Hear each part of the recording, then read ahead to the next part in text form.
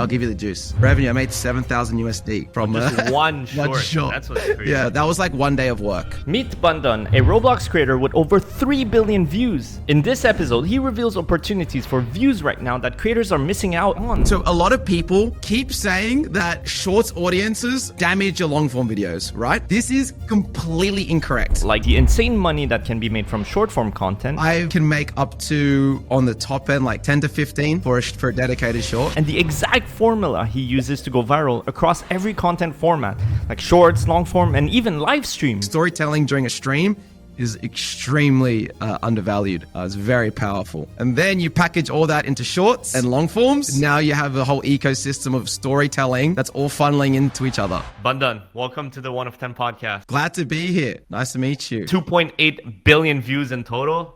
That's insane. I didn't even realize. I forget. There you go. You're getting value already. Gaming is the most competitive niche, right? And Roblox is the most competitive game. So what do you do to stand out? Firstly, I guess it's just like understanding what niche you're in and your competitors. What is everyone making? There's so many layers to it, but I'm on the page of trying to make something different that's not there yet. So rather than competing, doing this like very similar formats to what's in the niche, you know, going outside the niche, finding a format outside from a different niche and then bring it into your niche. And this applies for shorts, longs, streams, anything. There's so much depth to that because like you need to learn how to grab attention with shorts and all this stuff. But I guess we'll get to those things. Let's say for shorts, what do you do to transfer niche formats into your own? Let's say I'm doing a short form video and I might be inspo from something that grabbed my attention from Twitter. Maybe something I saw in a movie, like a movie trailer. Maybe it was a long form thumbnail. Whatever it was, there's something that grabbed my attention and kind of using the worst video game of all time. Maybe I saw that on a Twitter post. I'm like, that got high engagement. It grabbed my attention. There's something there with that general idea that I know if I put that in the first 2 seconds of a short, it's going to stop someone from scrolling. That's kind of, I think that's the big one. But then, you know, and then if I'm like, I'll do some research on that idea. Like, who has anyone done on shorts before? Maybe someone's done on long forms before. And then I can now go like bring it more specific. But yeah, that's kind of how I do it. Again, there's like layers. I feel like that's layer one. And then as you break down and work out what video you want to make, there's small little tweaks you do. Yeah, I was going to say, let's go more in depth because you have a lot of shorts over 10 million views. Like, what's your process? What's your step-by-step? On the first 2 seconds, I'm like heavy on it. I think as important as I think long form on YouTube is the most understood in terms of like, when I listen to a lot of people speak, I feel like people have a very deep and clear understanding on like thumbnails and titles and how important they are. But no one applies that amount of depth to hooks. I know some people do. Obviously, I'm not this like, well, that's the mega hack. But I feel like a lot of people don't put weight in it. And I think the first thing you do is like, what's the first thing I'm going to say? And what are they going to see? So, and I equate that to like what they see is like the thumbnail and what you say or what they hear is like the title. There's some variation to that where, you know, you have some TikToks that have like text at the top and then a visual. But that to me kind of still applies. I like to use the analogy of thumbnails and titles with like the opening of a short. Sure. Well, let's talk about your most viewed short, right? I feel like this one is more based on just general idea. I think idea is a big component. Firstly, like if you have a bad idea, like you're not going to grab anyone's attention. So that I just think with this video, the 3 heartbreaking gaming tributes, one, it was like not many people covered that on shorts. I had some info based on other long forms. It was like top 10 heartbreaking moments in games that I could drive for. And I realized no one had made it as a short yet. No one really was doing listicles on shorts either. I know back in the day in YouTube, there was like those Watch Mojo era, you know, it was like top 10 this, top 10 that. No one did it on shorts yet. And like when I posted this, it was 2023. It was like about almost 2 years ago now. It's like people were just kind of figuring out shorts then. So I feel like the reason for that having a lot of views is mainly just because it's a good idea that's twisted from a long form that no one really did yet. I was kind of early to the market. Yeah, listicles are still, I think they're still underused on shorts, by the way. Like no one really does like top threes well. Are you leveraging that? I'm not anymore. But if someone's out there, there's definitely opportunity, especially if you make it like, I think there's a certain amount of just like general riz you need when like if I just did top 3 best games, that's such a boring topic. But like top 3, like, gaming tributes of like gamers that have passed away. That's a bit more detail, a bit more depth. There's more reward for the viewer. It's just more interesting in general. So, but like, I feel like having those cooler, unique listicle ideas, there's definitely room. And outside of gaming too, for sure. And that's why we built 1of10.com, a tool that helps creators like you do the same, but 100 times easier. The tool helps you find viral video ideas already working in your niche.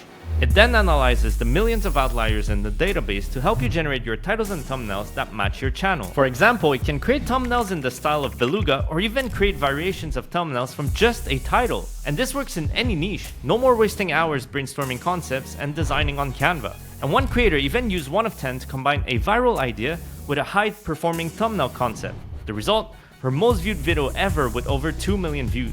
And the best part? With code POD20 you'll get 20% off for life. So if you want to grow your channel faster, join thousands of YouTubers and head over to 1of10.com. Now back to the pod. How about we looked at the analytics real quick? Curious, how much did you make on your most viewed short? Yeah, this is pretty beast. So I will say people underestimate how much money you can make from shorts. So I think one interesting thing I will say about this is how evergreen this is. Like, look at it over like 612 days.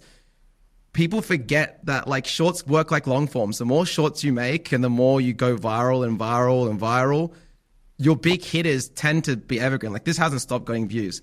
Also, I do talk about Technoblade in it, and I mentioned like the tribute of Technoblade in Minecraft, and obviously he's a really big YouTube figure. Shout out that guy. Rest in peace, my guy. But like every like year, he kind of has like his death anniversary, and it does boost this short, which doesn't make me feel the best, but it is what it is. It brings, Maybe you can find like, I don't know, a Christmas short every Christmas you get a boost. But I think that's an interesting component of this. Oh wow, seasonality on shorts. I didn't think of that. Huh. Yeah. The swipe away for me is not that great, but this is the swipe. For 49 million views, though, I think that must be pretty good. And this is the retention. What makes it drop down like that? It's interesting. Yeah, it drops down like that, yet got like at the 75% of it at like 40 seconds. About 40 seconds back just here. Drops here. Yeah. It's probably, I'm going to guess before I even click, with listicles, there's natural drop-off points for people to leave. So they hear the first one, they hear the second one. Oh, I'm done with the second one when I start the third one. I'm going to guess it's probably in between. So it's Technoblade. And it's gone to pretty much. It's for Technoblade, basically. They're just kind of bored. But like, I mean, having a graph this for 49 million views, having a graph like this is crazy, because like the higher your views go, it's much harder to maintain. So a lot of people keep saying that like shorts audiences like damage your long form videos, right? And so like if you link a short form to a long form, it's going to tank the AVD of the long form. This is completely incorrect. 1000% incorrect. Now I understand every single time I have ever linked, not every single time. Every single time I've purposely linked a short to a long form, my AVD has increased. Short viewers watch long forms for long period of times. The way you do it, and I can show you analytically if you want as well after this, the way you do it is the short has to be related to the long form. If you make a short that's like, guess the game by the foot as the short, but then the long form you link is a Roblox long form, there's no correlation. So obviously your AVD is going to go down if someone goes because they're not interested. But if I go, let's say it's I stream until I beat Roblox's hardest game, and the short is a moment from that like is a really fun moment from that, and the viewer is entertained by that short, they will go to that long form and watch it longer. And you don't even just have to entertain them. Every time my short has been specific to the long form, my AVD has increased, and I've saved long forms through shorts. One more other thing with YouTube shorts, this is a YouTube short thing now. There's this glitch right now on shorts where if you have consistent views and then all of a sudden you've posted the same format short and then it's randomly a 10 of 10 and just getting no impressions, for some reason, I changed the title, one word, one emoji, and it straight away goes in the algorithm. I don't know why it does that. This has happened to like 12 shorts that have bombed. Like when I say bomb, it's like, let's say in the first 5 hours, I get 100,000 views. For some reason, it's getting 10,000 only. Now this one, I think this only, I don't know if this only applies for like, if the, like you've made enough shorts where the algorithm kind of knows who your audience is. For some reason, it's just a dead short. I change one word, immediately the next second, the impression graph just goes. Anyway, here, I'll give you the juice. Revenue, I made 7,000 USD. On just one short. That's what's crazy. Yeah. Took me, I think back then I was like maybe doing 4 shorts a week. And I was just doing some other stuff and I was working at the same time. But that was like one day of work. It was like some research, then I scripted it, then I recorded it, then I edited it. It was a full day though of work. That's a full day of work to do that well. Pretty good. This is much higher than I thought, because normally I thought like, let's say 20 million would bring you like $1,000 or something. So 2.5. Has it gone up recently? It has. Over the last 2 years since this short has come out, I feel like every few months the RPMs are higher. Also to note, with my shorts, because I'm speaking a lot of English, I'm obviously going to have a bigger English audience versus someone who is... A lot of people do the tactic of like, I don't want to speak in a short, so it goes more viral, get more views. But the views you are getting are not coming from America. They're coming from non-speaking English countries, which is not bad. It's just the RPMs are lower over there. Yeah, very true. Because this is a very viral, very dialogue intense English speaking... I'm speaking the whole way through short. It was like US, that's a crazy. UK. 48% is really good for USA. Yeah. Can we check your most recent shorts? I'm curious what's the RPM there. Mind you, so this is on 1200, but this short just came out and like... Interesting. There's delay on revenue. Cents. So like if the RPM is 20 cents. 20 cents. Oh, so shit. It will damn. catch up. It just came out, the short. So the revenues are usually 2 days delayed. The crazy thing about this is actually a sponsored short. So as well. Paid promotion. It shows if you can, if you know your stuff, not only can you like make a viral short, getting nerfed by having a sponsor with the sponsor tag on the short, which says this is sponsored to start, you still can make good content. What's a range for your shorts for your brand sponsorship? I can make up to, on the top end, like 10,000 for a dedicated short. 10 to 15, around there. When you deal 10, 15K, is there a guarantee of views or something? Or it's just like hope for the best type thing? I spend so much time when I do a brand deal that every brand deal I've done has honestly overperformed, which makes brands more confident. But if you are like individual YouTuber showing your face and it's very about you and your brand, like your face being your brand and the person being the brand, it's very easy I can just accept like a brand deal and then just drop the worst thing ever, but you're just hurting yourself in the long run. Try and make your brand deals the best as possible. These are for your shorts. Now, the live stream. So you live stream every day almost?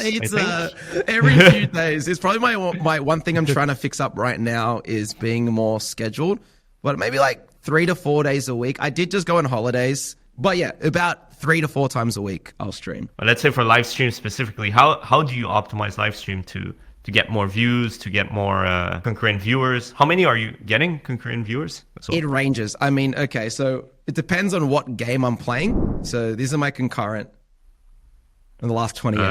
2K. Okay, that's crazy. Yeah. But that's a lot. It's probably more like 600, I would say, honest. I just had this crazy grower garden on Roblox is exploding right now. It is like I thought it was bots, but it's not. It's not. I have one of my formats is streaming until I beat. It's mainly a long form format, but obviously I stream it.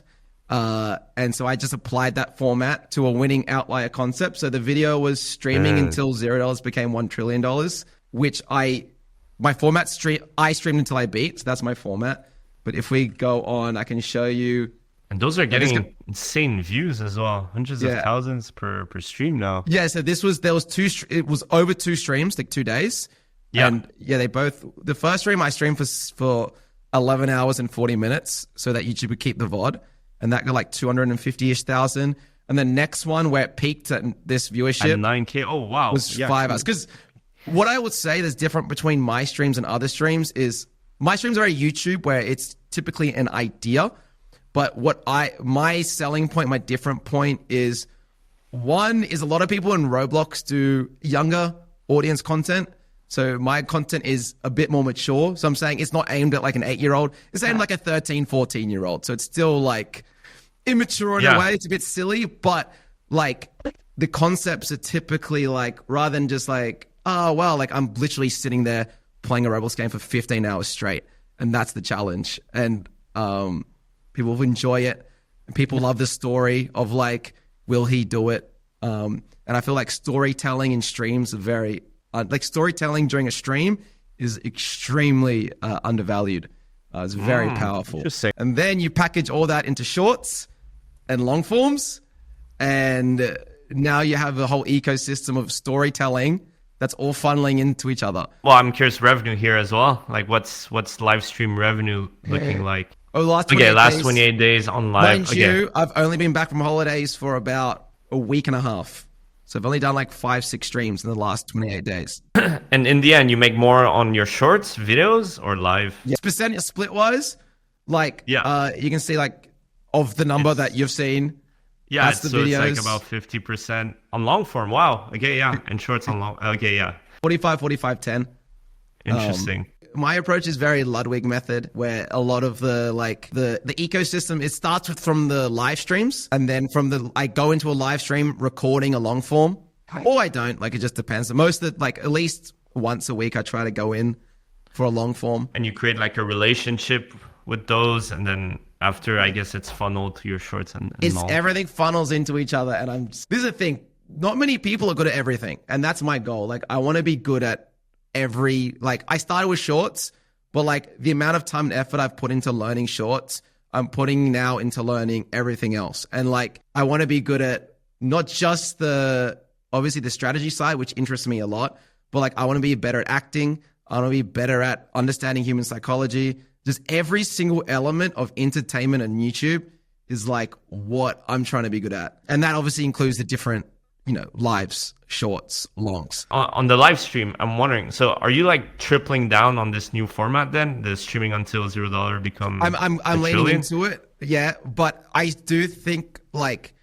with some formats, they're just some ideas that don't work in your format. Like for example, the grower garden video, the reason I delayed it a little bit, it did pop off. Originally, I was thinking I streamed until I beat grower garden. But like, what does that actually mean when you break it down? There's nothing that really curiosity. It's like, what does that mean for people who play grower garden? But seeing grower garden success, being like, okay, it is doing really well. I can probably niche down a little bit more towards the grower garden audience here and do a topic within the grower garden, which was this one. This video idea. Jetski's been doing it. Shout out Jetski. This guy is an amazing, his ideation is on point. He can make the most amazing ideas from just blocks fruits, which is, if you know that video game, the fact that there's so many creators who can make so many cool ideas from the most basic video game is insane. Anyway, he's now pivoted to grower garden, and he has a format where it's $0 to 1 trillion. And then so I was like, okay, it's an outlier format that's interesting. How can I apply it to my brand? And then I was like, okay, once I infuse my format with that, what does that sound like? I streamed until $0 became $1 trillion.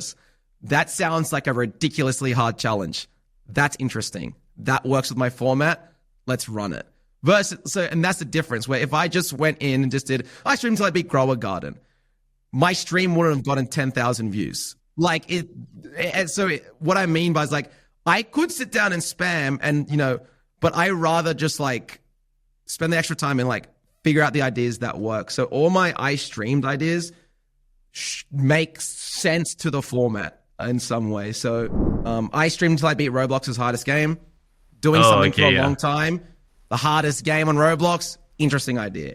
Then I doubled up on it with I streamed until I beat Roblox's easiest game, where it's like, even though it's still interesting because it's like, wait, how did the easiest game take 11 hours? Why is this a 2-hour video? So I was like, okay, that's interesting. So yeah, as you can see, like the becomes 0 to a trillion, do crazy numbers, right? But then you did another thing there. But why not go hard on that and go like the other guy, like 0 to 10 trillion? You had a peak of almost 10,000. I feel you should be like quadrupling down on that format. I think part of that is how big Grow a Garden is, not necessarily how good the concept is. That's definitely pushing that. It was like, why not go all in and grow a garden, I guess would be the question. Why not just do another Grow a Garden thing? Because I think long term, when that game falls off, I fall off. I mean, and it was only 2 days ago I streamed it. Yeah, so I know. Like, that's why I'm saying that. So I've interviewed a lot of people, right? The big thing that sticks is when you find a format, fucking go all in it. Like that's how you reach 10 million subs. Ideally, I want to build up a couple more formats at the same time too, but I will while that's going. So it'll be like, I don't know, there's something about is maybe just like the creative side of it, just like seeing my whole video tab with just the same format to me just feels wrong. But I know in terms of pure strategy, growing as fast as possible, I know that's the right way. Yeah, to be clear, not to go all in on one format, like always sprinkle in, but yeah. Grow a Garden right now is crazy. If you look at Bundun right now, another friend of mine, bro, he just pivoted. So he did exactly what you're saying. He put some Grow a Garden videos out. They all outlied. And he's just gone full Grow a Garden now on his gaming channel. I think he's doing some other Roblox stuff, but it's like 90% Grow a Garden. And he also switched to daily posting at the same time. And like every video, we're getting like 1 million views, long form, each day. It was crazy. And before getting into that, let me tell you about how the 1 of 10 strategy team can help you grow your channel much faster and make more money. Our team has directly worked with over 100 YouTubers to grow their channels by optimizing their content, focusing on the right strategies. So for example, here's a video idea, title and thumbnail that we crafted for Mike Shake that ended up getting 22 million views and being his most popular video of all time. Another example is the content strategy we built for Callaway, helping him go from 0 to 70,000 subscribers and grow a 6-figure business on top of that. And those are only just 2 of many creators the team has worked with in the past 6 years. So if you're ready to take your channel to the next level in the next 90 days with daily support, video reviews, winning ideas, titles and thumbnails, and even 2 calls per month to answer all your questions, head over to oneoften.com/strategy to book a call. And for you, back to the long form, let's say, why not upload everyday Roblox content? Because Roblox is now the wave to blow up, as you just said. Again, I think it's very important to understand why are people coming to you in the first place or what you're doing well. And again, I'm leaning towards I provide something that's different to the Roblox niche, which is I stream a lot. And now there are other people who stream, but what the streaming does, it applies like authenticity to the videos in a way.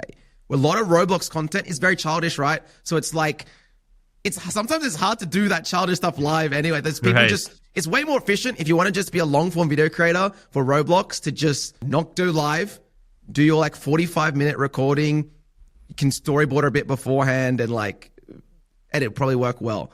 But like what my goal is like, I'm trying to have a more authentic, slower pace Roblox videos and have an ecosystem of like shorts, longs, and streams. I guess it's technically to try more build up the stream, but at the same time, again, I want everything popping. So I guess it's my point is that the reason I don't go all out is because to go all out on long form, I'd probably have to stop streaming, but streaming is my thing that makes it different.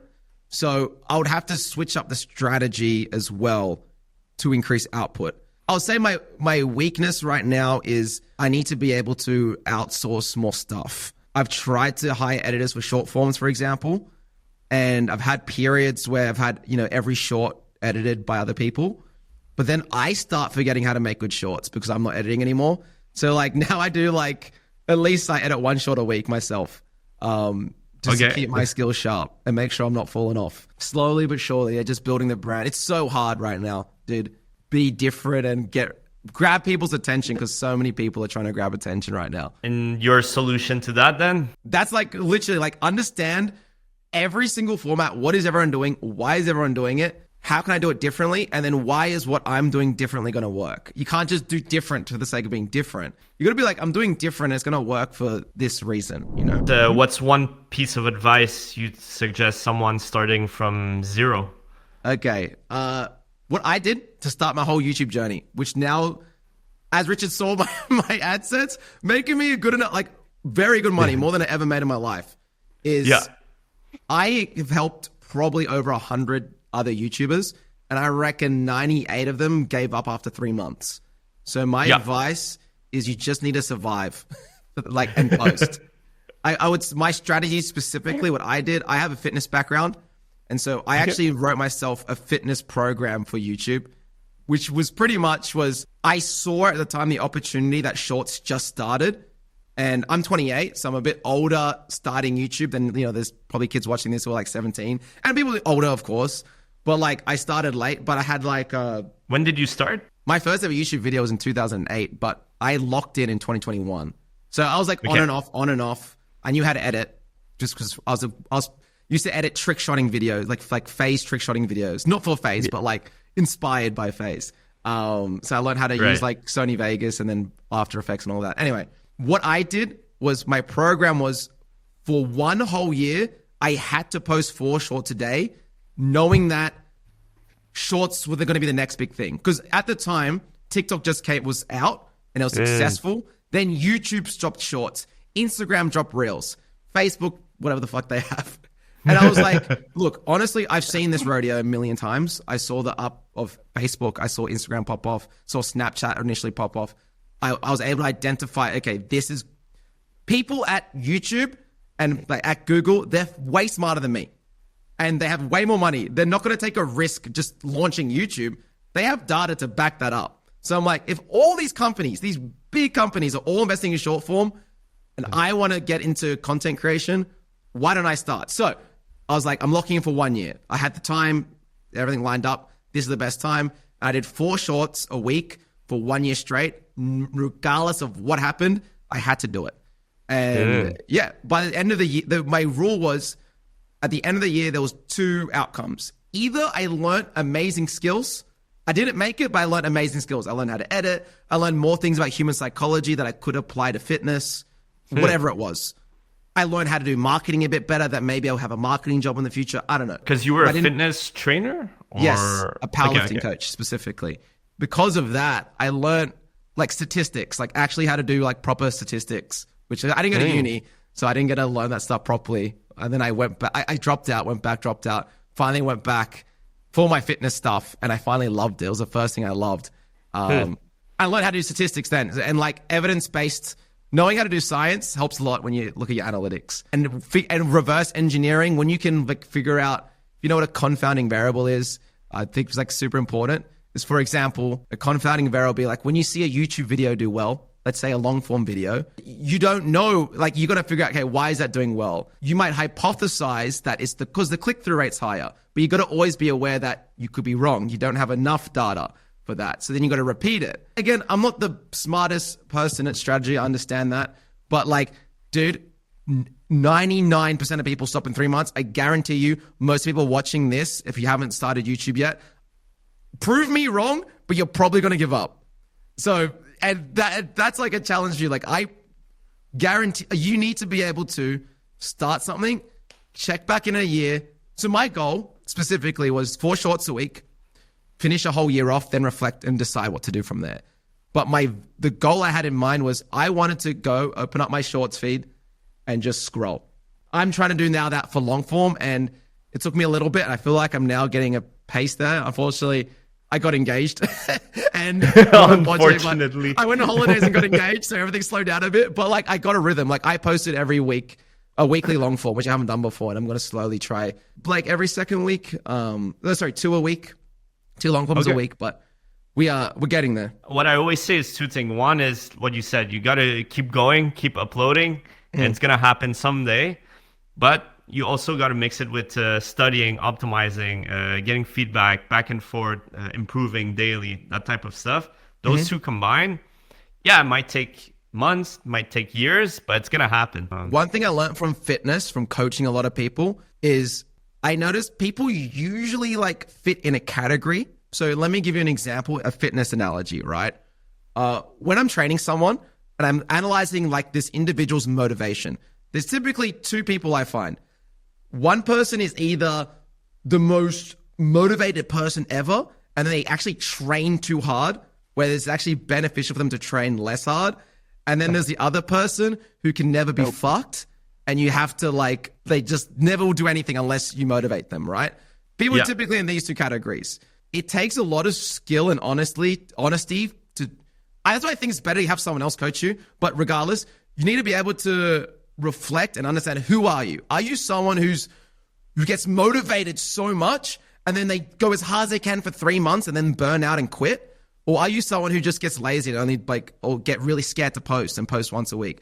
Figure out who you are and then scale back. So if you're someone who gets bursts of motivation and like, I love YouTube, I'm going to go YouTube, I'm going to study everything, but then you're going to burn out in 3 months, rather than post every single day a short, because I'm that kind of person, I was like, okay, I think I could post every day shorts, but I know 100% I can post 4 shorts every day. And if I do that for a year, I will post more shorts in that 1 year time frame than if I went every day and burnt out after 3 months. I don't know what the math's there, but someone can work it out. Like, it can apply to, with people at YouTube, you can go, there's like the creative and there's the analytical. If you're hyper analytical, there might be a benefit on just chilling a little bit on analytics and like finding something more artistic. Vice versa on the other side. If you are someone who's like super creative, bro, maybe you should listen to the faceless YouTuber strategist people who are like doing really smart stuff, and how can you apply that while staying creative? So I like to use like those spectrums that I learned from coaching in like everything I do, and helping people. Well, that's a great ending advice. Mic drop. Well, Bundun, thanks for coming on the 1 of 10 pod. Yeah, no worries. Thank you. It was a pleasure. This was awesome. I've never done YouTube advice before. I've always wanted to. So thank you so much. I appreciate it. Guys, subscribe.